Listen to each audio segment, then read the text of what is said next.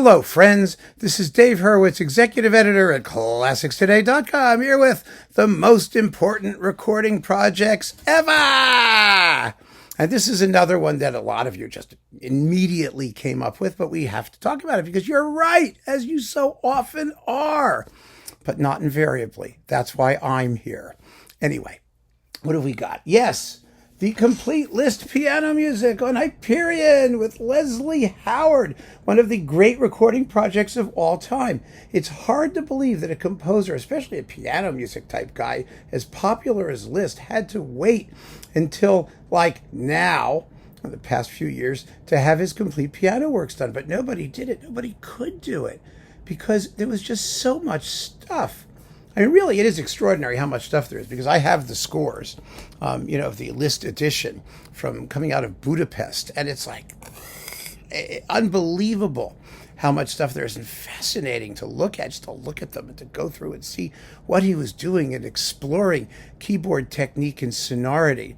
I should go get a stack of them, I think. Wait a second, let me just go get some. Hang on, I'll be right back. Okay, I'm back.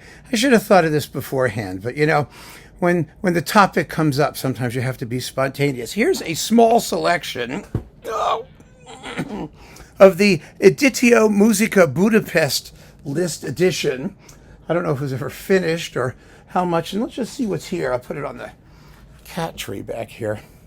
It's really astonishing how much stuff this guy wrote. So we've got Hungarian Rhapsodies 2 and 1, both volumes of those. That's exciting. And we have, let's see, Transcriptions, Volume 5. This is endless, this series. I mean, it's just extraordinary what's in here. We've got Schubert Lieder, and this is all Schubert Lieder. Oh, and the Overture to William Tell. I mean, the stuff you find in here is so cool. And it makes you just dying to listen to it. And here is where you're going to find it all. Really, for the most part, amazingly well played. I mean, not everything is fantastic, especially the things that other people have been doing for a billion years, like the transcendental etudes and whatnot. But for the most part, it's pretty amazingly good. I mean, like the Beethoven Symphony transcriptions are great.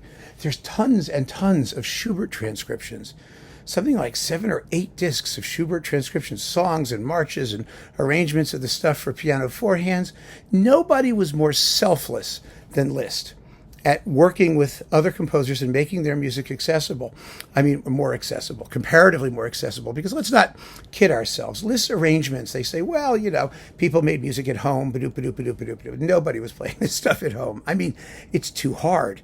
Liszt wrote it basically for himself. And you would have to be an amazing pianist to do most of the stuff here, including the Beethoven symphony things and whatnot.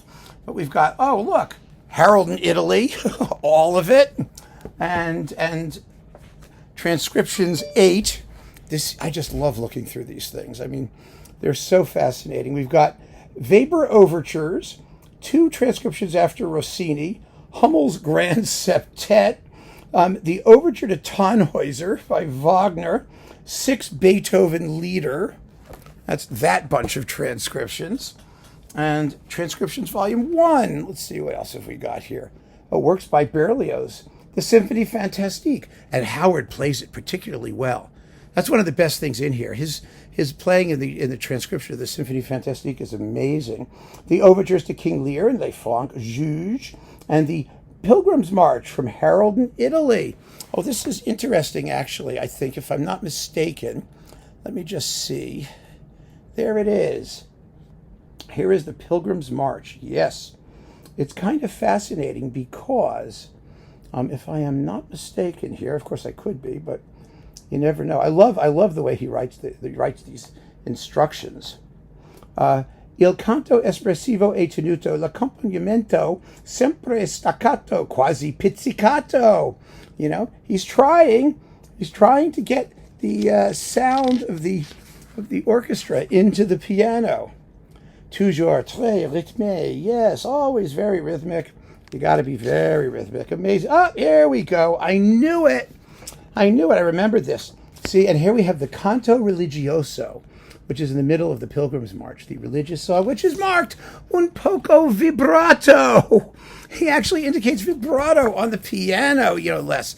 And pianos, of course, can't technically do vibrato, or Bebung, as they called it in the German school. But there were pianos in those days, there were pianos that had gizmos that allowed you to approximate a tremulous sound. It tells you just how important vibrato was in orchestral music. Thank you, Mr. Liszt. I did a whole presentation at a scholarly symposium on vibrato and Liszt transcriptions, so I sort of know where these things are. But it's kind of fascinating when you think about, that urged expressivity characteristic of the Romantic period. And here we have free arrangements, volume 14. And what is he freely arranging? Oh my goodness, the Danse Macabre by Saint-Saëns. 3 Swiss pieces. The Agnus Dei from the Verdi Requiem. Just to go through this. It's easier to go through these than it is to actually sort of look at this, which is very well organized, by the way. You'll see. See, it's beautifully done. You get a big booklet, and then you have everything color-coded, as you will find the discs here. You have Beethoven transcriptions, Schubert transcriptions, rare works and new discoveries, piano and orchestra, concert transcriptions, operatic fantasies and transcriptions, national themes, dances, marches, and transcriptions, major original compositions, etudes, and early works. So here they all are. This is not the complete set, by the way, because Howard also published, I think it's 4 discs or 3 discs of new discoveries. They're still coming up with stuff. It isn't all published. It's just astonishing. I mean, how many discs is this? 98 so far. I mean, that's why there's been no complete Liszt edition. And then we have more free arrangements. Let's see what else he's freely arranging here. This is volume 1. Let's see, 2 fantasies, the Serenata and Lorgia, grand fantasies sur motives of the Soirée Musicale de Rossini. 5 variations on the romance from the opera Joseph by Méhul, La Clochette by Paganini, more stuff by Rossini. I mean, it's just astonishing. And we have free arrangements, volume 15. Had a sneeze there, sorry, that's why we're edited there. What have we got here? Oh, the Polka by Borodin, the Polonaise from Tchaikovsky's Uchino Nagin, pieces you've never heard of, Der Astra, song by Anton Rubinstein, Chanson Provençale by Robert Schumann, and a couple Schumann things, Reminiscences of Boca Negra by Verdi, so these opera paraphrases and things are just amazing, Schubert's Hungarian March from his Hungarian Divertissement for piano 4 hands. This is the 3rd edition of it, because Liszt wrote and rewrote and rewrote and re-edited. That's one of the reasons this is 98 CDs. It's kind of fascinating that when you consider Liszt's original works, it's not that much. There's the Transcendental Etudes and the Années de Pèlerinage and the Harmonie Poétique et Religieuse and some other things like that. But it's a tiny percentage of his output. Most of his output consists of music by other people, or arrangements of music by other people, which have been listified. And that's why his piano music, I think, is so much more interesting than a lot of his orchestral music, to be honest with you. Because he wasn't a tunesmith. He wasn't really great at inventing original material. And he didn't do that much. He did it, and he revised and revised and revised and revised. The Années de Pèlerinage went through 7,000 different versions. The Transcendental Etudes, there was the original ones, and then the middle ones, and the later ones. He kept redoing things. He was an improvisational keyboard genius of the highest order, but he was not an original melodist. And that's what's counted against him all of these years. It really has, all these decades and centuries.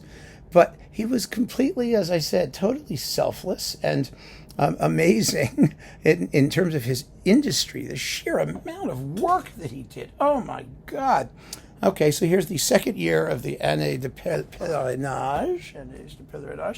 More free arrangements, volume 4, in this case, of 300. We have the Soirée Italienne, 6 amusements pour piano sur des motifs de Mercadante. Yeah, that's cool. And Donizetti, Nuit d'été à Posillipo, Trois amusements pour piano sur les motifs de l'album de Donizetti. And concert transcriptions. Reveries religieuses de Schubert and Beethoven. 10 sacred melodies. Oh my God. It's kind of amazing. Sacred songs by Beethoven and Schubert. And what's this? Piano works. Oh, piano versions of his own works. Of course. Why not? What have we got? Oh my God. Oh, I can't even begin to think about this. Piano versions of his own works, Volume 1. All right, there's that. And more free arrangements. Let's see what's freely arranged. Oh, Schubert Lieder. Like I said, there's like, 8 discs of Schubert arrangements, Lieder arrangements and things. They are exquisitely tasteful. Beautifully well done, wonderful to listen to. I mean, because the Schubert melodies are amazing. No wonder Liszt loved them. And we have Schubert's marches. Yeah, those are arranged. And this one, I only have 2 more of these, but it does sort of tell you what's in this box and why it's so important.